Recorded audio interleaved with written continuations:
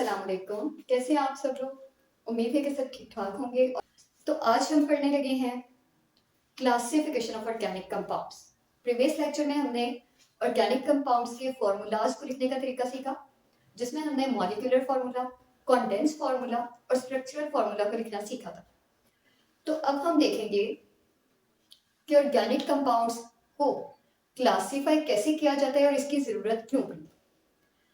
तो organic compounds की अगर हम तादाद की बात करें तो वो तकरीबन 10 मिलियन से ज़्यादा है, यानी कि ऑर्गेनिक कंपाउंड्स बहुत ज़्यादा है। और इतने सारे ऑर्गेनिक कंपाउंड्स को किसी एक बंदे के लिए याद रखना बहुत मुश्किल है।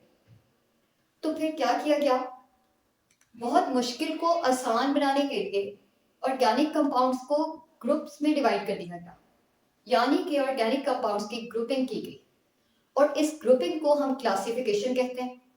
तो चलिए देखते हैं कि कैसे क्लासिफाई किया गया। अब देखिए मैंने यहाँ पे लिखा हुआ है ऑर्गेनिक कंपाउंड्स, ओसी यानी ऑर्गेनिक कंपाउंड्स। ऑर्गेनिक कंपाउंड्स होते हैं मेनली दो तरह के। अब ये जो हम ग्रुपिंग कर रहे हैं ऑर्गेनिक कंपाउंड्स की, ये की गई कार्बन स्केलेटन के बेसिस पे। कार्बन स्केलेटन मतलब कार्बन की जो अरेंजमेंट है, कार्बन एटम कैसे एक दूसरे के साथ जुड़े हुए हैं, कैसे अटैच्ड हैं, कैसे अरेंज हुए हैं, इसकी बेसिस पे। तो ऑर्गेनिक कंपाउंड्स की मेनली दो टाइप्स हैं, इनमें से एक को ओपन चेन और दूसरी को क्लोज चेन ऑर्गेनिक कंपाउंड कहते हैं। ओपन चेन कंपाउंड्स को एसाइक्लिक कंपाउंड्स भी कहा जाता है और क्लोज चेन कंपाउंड्स को साइक्लिक कंपाउंड्स भी कहा जाता है। अब और ओपन चेन कंपाउंड्स को डिफाइन कैसे करेंगे, तो ओपन चेन कंपाउंड्स की definition, open chain compounds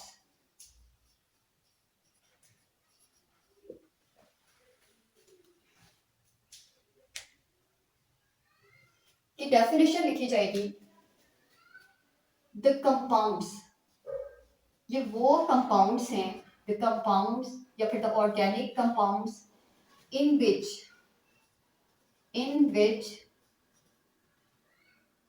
first and last carbon atom, first and last carbon atom, first and last carbon atom, या तो ये स्टेटमेंट लिखी जा सकती है या फिर in which ending carbon atom, ending carbon atom are free, in which ending carbon atom are free, are called as open chain compounds, are called as open chain compounds। इनको open chain compounds कहा जाता है।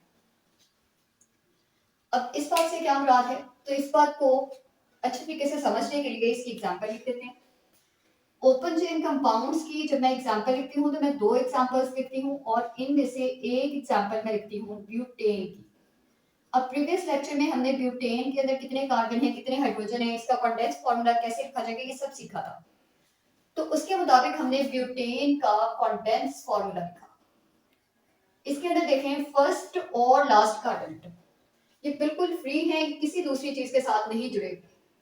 या तो इनको first and last carbon कह लें या फिर एंडिंग कार्बन कह लें। तो एक और एग्जांपल जब मैं इसकी लिखती हूँ और ओपन चेन कंपाउंड्स की, उसमें भी मैं 4 कार्बन एटम ही लिखूंगी, यानी कि वो भी ब्यूटेन की ही एग्जांपल लिख रही हूं मैं। लेकिन ये जो एग्जांपल मैं लिखती हूँ इसमें सेकंड कार्बन पर एक ब्रांच लगी हुई है, जिसकी वजह से इस कंपाउंड को नाम देंगे आइसोब्यूटेन का, आइसोब्यूटेन। तो वो तमाम कंपाउंड्स जिनके एंडिंग कार्बन फ्री हो, ओपन चेन या फिर एसाइक्लिक कंपाउंड्स कहलाएंगे। जबकि क्लोज चेन कंपाउंड्स की डेफिनेशन, तो क्लोज चेन कंपाउंड्स की डेफिनेशन बिल्कुल ओपन चेन कंपाउंड्स जैसी ही है, थोड़ा सा डिफरेंस है इसमें।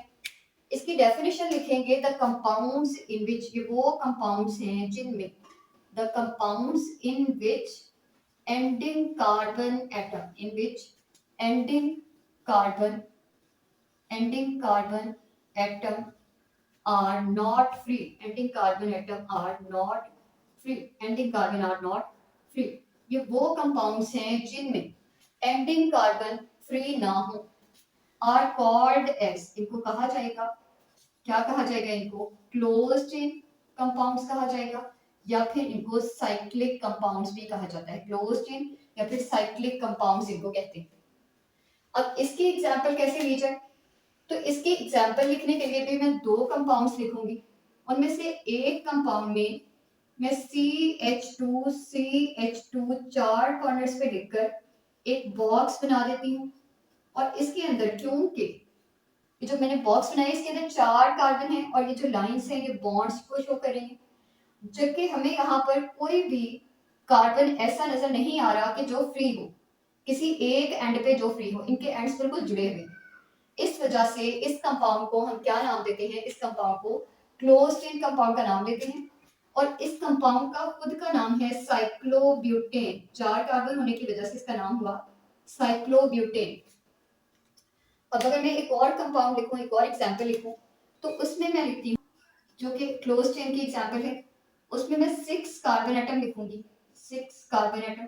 लेकिन ये तमाम कार्बन भी अटैच्ड होंगे एक दूसरे के साथ बॉन्ड्स के जरिए, और इसमें इस कंपाउंड में तीन ऐसे बॉन्ड्स होंगे, तीन ऐसे बॉन्ड होंगे जो कि डबल बॉन्ड कंसीडर किए जाएंगे, बाकी के तीन बॉन्ड सिंगल बॉन्ड होंगे। यानी कि अल्टरनेटिवली तीन डबल बॉन्ड्स होंगे और तीन सिंगल बॉन्ड्स होंगे। अल्टरनेटिव से मुराद है कि एक बॉन्ड सिंगल रहे, अगला डबल, फिर सिंगल, फिर डबल, फिर सिंगल और फिर डबल। इस कंपाउंड में भी, इस ऑर्गेनिक कंपाउंड में भी हमें कोई कार्बन फ्री नजर नहीं आ रहा, दोनों एंड सब कार्बन एटम्स के अटैच्ड हैं, जुड़े हुए हैं, इसलिए ये भी क्लोज चेन की एक एग्जांपल है। और इसका नाम कंपाउंड का बेंजीन है, ये बेंजीन कंपाउंड है, बेंजीन। अब इसके बाद कहते हैं कि ये जो ओपन चेन कंपाउंड है, यानी कि ए साइक्लिक कंपाउंड, ये भी दो तरह के होते हैं, और ये हमें एग्जांपल्स में भी नजर आया कि दो ही तरह के हैं। एक दफा मैंने स्ट्रेट चेन में जोड़ा चारों कार्बन को, और एक दफा एक कार्बन पे ब्रांच लगी। तो इसी से अगली जो दो कैटेगरीज बनी वो किस चीज की, ओपन चेन या ए साइक्लिक कंपाउंड की ही टाइप्स हैं। उनमें से एक को स्ट्रेट चेन और दूसरी को ब्रांच चेन कंपाउंड का नाम है। अब इनको डिफाइन कैसे किया जाएगा, तो इनमें से स्ट्रेट चेन कंपाउंड्स की डेफिनेशन लिखते हैं। Straight chain compounds, straight chain compounds की डेफिनेशन, द कंपाउंड्स, ये वो कंपाउंड्स हैं, the compounds in which carbon atom are linked, in which carbon atom are linked, तमाम के तमाम कार्बन एटम्स जो हैं वो लिंक्ड होंगे, आर लिंक्ड बाय, किस तरह से लिंक्ड होंगे, बाय सिंगल, डबल और triple bond, by single, double और ट्रिपल बॉन्ड। सिंगल बॉन्ड से डबल बॉन्ड बनाएंगे या फिर ट्रिपल बॉन्ड भी बना सकते हैं। और ये लिंक किस तरह से होंगे, इन अ स्ट्रेट चेन, लिंक हुए होंगे स्ट्रेट चेन में। इस तरह के कंपाउंड्स को स्ट्रेट चेन कंपाउंड्स कहा जाता है, इस तरह के तमाम कंपाउंड्स को स्ट्रेट चेन कंपाउंड्स कहा जाएगा। और अब इसकी एग्जांपल में आप यही ब्यूटेन की एग्जांपल भी लिख सकते हैं। और इस ब्यूटेन के अलावा अगर हमने एक और एग्जांपल लिखनी हो तो मैं 3 कार्बन वाला कंपाउंड लिख देती हूँ, और इस 3 कार्बन वाले कंपाउंड का नाम है प्रोपेन। कंपाउंड का नाम क्या बनेगा, प्रोपेन, इसका नाम बनेगा प्रोपेन। फिर जो दूसरी टाइप है जिसको हमने ब्रांच चेन कंपाउंड्स कहा, इसकी भी अगर हमने डेफिनेशन लिखनी है तो ब्रांच चेन कंपाउंड्स की डेफिनेशन कैसे बनेगी, ब्रांच्ड चेन कंपाउंड्स की डेफिनेशन, ब्रांच चेन कंपाउंड्स की, द कंपाउंड्स, ये कंपाउंड्स हैं, द कंपाउंड्स ये वो कंपाउंड्स हैं इन विच, जिनमें, इन विच देयर इज अ, जिनमें लगी हुई होगी, देयर इज अ ब्रांच, एक ब्रांच लगी हुई होगी, in which there is a branch along straight chain, straight chain के ऊपर कहीं कोई एक ब्रांच लग जाए, तो इस तरह के कंपाउंड्स को ब्रांच चेन कंपाउंड्स कहा जाता है। और इसकी एग्जांपल भी आपके सामने एक लिखी हुई है, आइसोब्यूटेन की स्ट्रेट चेन पर एक ब्रांच लगी हुई थी, आइसोब्यूटेन नाम बना। अब हम जो नेक्स्ट टाइप देखेंगे वो होगी क्लोज चेन यानी कि साइक्लिक कंपाउंड्स की टाइप्स, जिनमें से एक को होमोसाइक्लिक यानी कार्बोसाइक्लिक कहा था और दूसरी को हेट्रोसाइक्लिक कंपाउंड्स कहा था। तो होमोसाइक्लिक कंपाउंड्स की definition, homocyclic compounds, homocyclic compounds की डेफिनेशन कैसे बनेगी? इसकी डेफिनेशन बनेगी these compounds contain rings। नाम से ही पता चल रहा है, हमने पढ़ लिया कि ये साइक्लिक कंपाउंड्स की टाइप है। तो these compounds contain, in compounds के अंदर रिंग्स होती हैं। these compounds contain रिंग्स होती हैं जो कि बनी हुई होती हैं। that are made up of, these compounds contain rings which are made of जो कि बनी हुई होती हैं, which are made of only one kind of atoms, only one kind of atoms, only one kind of atoms। कहते हैं कि ये जो रिंग्स हैं इनके अंदर सिर्फ और सिर्फ एक ही टाइप के एटम्स होंगे, और वो जो एटम्स हैं वो भी किस टाइप के होंगे, किस टाइप के होंगे, वो सिर्फ और सिर्फ होंगे कार्बन एटम्स। यानी कि इन रिंग्स के अंदर कार्बन के अलावा कोई किसी दूसरे किस्म का एटम नहीं पाया जाएगा। अब इनकी एग्जांपल यानी होमोसाइक्लिक कंपाउंड्स की एग्जांपल लिखने के लिए हम दो एग्जांपल्स अगर लिखना चाहते हैं तो हम वापस से साइक्लोब्यूटेन की एग्जांपल भी लिख सकते हैं और बेंजीन की एग्जांपल भी यहाँ क्योंकि देख लें इसके अंदर भी सिर्फ और सिर्फ कार्बन है, कार्बन के अलावा नाइट्रोजन, ऑक्सीजन, सल्फर कोई और एटम नहीं है। और इस बेंजीन रिंग में भी सिर्फ और सिर्फ कार्बन एटम है, इसके अलावा कोई और एटम नहीं है। हाँ हाइड्रोजन लगा हुआ है, लेकिन जो हाइड्रोजन है ये कार्बन की वैलेंसी को सेटिस्फाई करने के लिए अटैच हुआ है, यानी कि यहाँ पर सिर्फ कार्बन एटम पाए जा रहे हैं। तो यहाँ पर एग्जांपल्स फिर क्या आ जाएंगी? एग्जांपल्स में हम क्या लिखेंगे? हम लिखेंगे साइक्लोब्यूटेन भी एग्जांपल है इसकी और बेंजीन भी एग्जांपल है इसकी, बेंजीन भी एग्जांपल है। अब जो दूसरी टाइप हमने पढ़ी साइक्लिक कंपाउंड्स की, उसको हमने हेट्रोसाइक्लिक का नाम दिया, हेट्रोसाइक्लिक कंपाउंड्स। यानी कि हेट्रोसाइक्लिक कंपाउंड्स की डेफिनेशन लिख लेते हैं। तो हेट्रोसाइक्लिक कंपाउंड्स भी टाइप हैं, किस चीज की टाइप है? ये भी साइक्लिक कंपाउंड्स की टाइप है। The compounds in which the compounds which have, जो रखते हैं वन और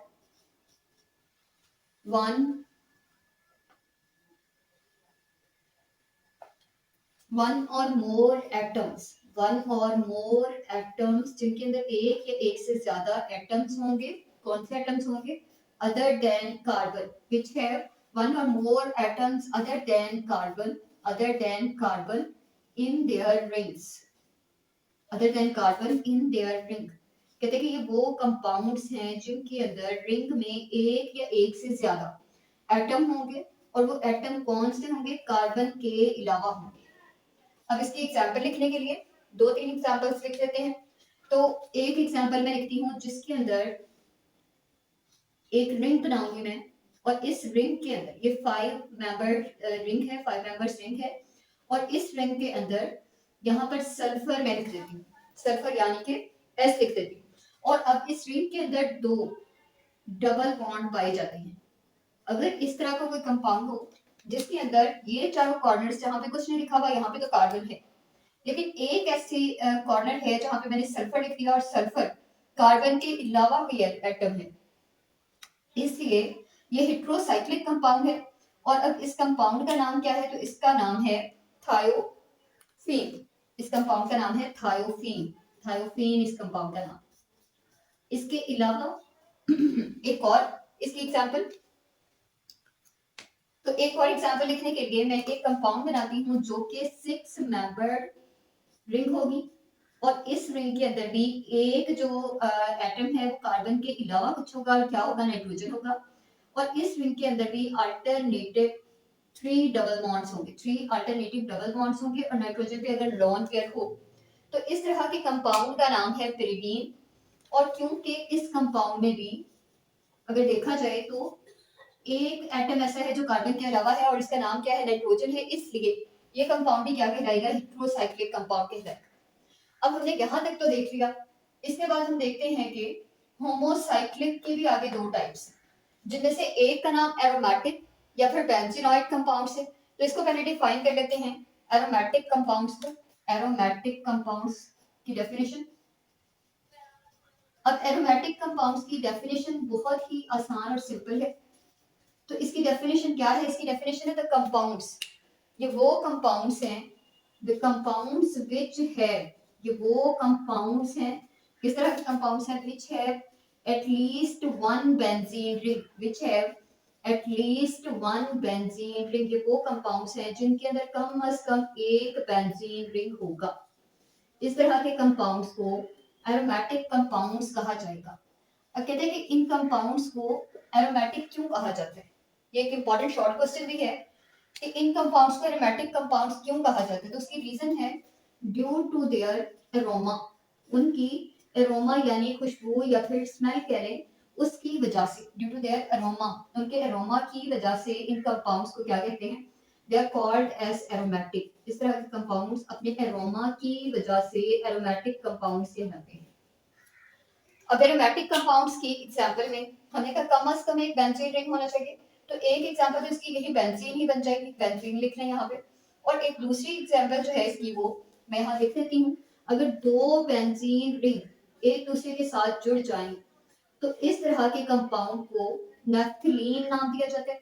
और क्योंकि दो बेंजीन रिंग है तो दोनों के अंदर अल्टरनेटिव 3 डबल बॉन्ड्स होने चाहिए। और इस कंपाउंड का नाम क्या है? इस कंपाउंड का नाम है नेफ्थलीन। नेफ्थलीन, ये एग्जांपल है नेफ्थलीन। किस चीज की एग्जांपल है? ये है एरोमेटिक कंपाउंड्स की डेफिनेशन और एग्जांपल। इसकी एक एग्जांपल मैंने कहा बेंजीन भी लिख सकते हैं और दूसरी एग्जांपल क्या है? नेफ्थलीन। अब हमारी एक ही डेफिनेशन सिर्फ रह गई है और वो है एलिसाइक्लिक यानी कि non benzenoid compounds. Non benzenoid compound या फिर एलिसाइक्लिक कंपाउंड्स की डेफिनेशन, एलिसाइक्लिक कंपाउंड्स की डेफिनेशन कैसे बनेगी? इसमें हमने कहा जिनके अंदर एटलीस्ट वन बेंजीन रिंग हो, जबकि एलिसाइक्लिक कंपाउंड्स में हम कहेंगे which do not have benzene ring in their structure या फिर इन देयर मॉलिक्यूल। तो द मॉलिक्यूल्स या द कंपाउंड्स, द कंपाउंड्स, ये वो कंपाउंड्स हैं, the compounds which do not have, the compounds which do not have, compounds which do not have benzene ring, have benzene ring, ये वो compounds हैं जिनमें benzene ring नहीं होगा, which do not have benzene ring in their molecule, जिनके molecule में कोई benzene ring ना हो in their molecule। लेकिन ये कंपाउंड्स भी क्या होंगे? साइक्लिक होंगे, क्योंकि हम साइक्लिक ही टाइप्स में पढ़ रहे थे, तो ये साइक्लिक तो होंगे लेकिन इनके अंदर बेंजीन रिंग नहीं होना चाहिए। तो इसका मतलब है कि हम एग्जांपल्स यहाँ पर लिखने के लिए कहीं से भी ढूंढ सकते हैं। अब देखिए ये जो साइक्लोब्यूटेन लिखा हुआ है इसमें कोई बेंजीन रिंग नहीं है, लेकिन ये साइक्लिक कंपाउंड है। और इस तरह के कंपाउंड को हम क्या कहेंगे? इस तरह के कंपाउंड को हम एलिसाइक्लिक कंपाउंड कहेंगे। या फिर यहाँ जो थायोफीन की एग्जांपल लिखी जा सकती है, पेरिडीन की एग्जांपल भी लिखी जा सकती है। तो ये तीनों एग्जांपल्स यहाँ पर लिख सकते हैं। एक का नाम मैं यहाँ लिख देती हूँ कि साइक्लोब्यूटेन इसकी एग्जांपल है, साइक्लोब्यूटेन इसकी एग्जांपल है, साइक्लोब्यूटेन।